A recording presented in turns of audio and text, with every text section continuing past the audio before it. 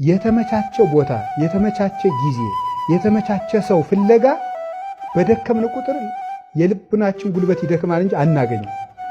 ጥሩ ጓደኛ ባገኝ ጥሩ ሰው ሆናለሁ የሚባል ነገር የለም፣ አይገኝም። ቁርጡ ነው። ለምን? ዲያብሎስ አለ።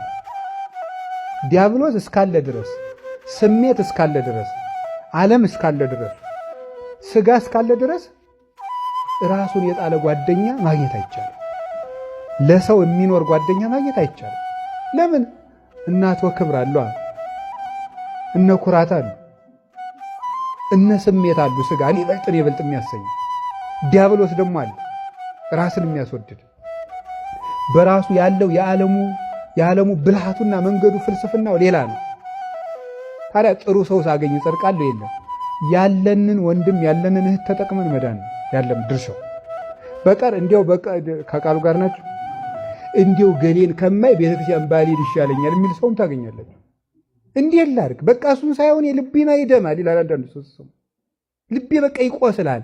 ከዚያ ሁሉ ነገር እንደው እሱን እያየው በቃ እግዚአብሔርን ከማስቀየም እዚያው ቤቴ ቁጭ ብል ደግሞ ይላል አንዳንዱ ሰው። ተው እንጂ ከቃሉ ጋር ናቸው።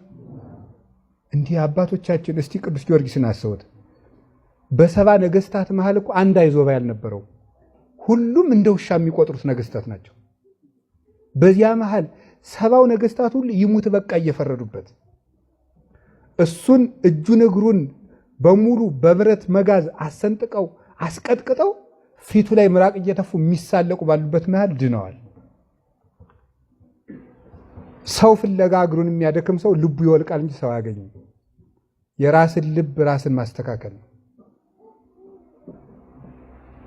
አላችሁ አላጸድቀኝ ያለ እገሌ ነው አይባልም። ራሳችንን ሰውን ከማስተካከል ራስን ማስተካከል ነው መልካም። ሰውን ለማስተካከል መድከም በፍጹም አይቻልም። የሚቻለው ራስን ማስተካከል። ከቃሉ ጋር ናችሁ።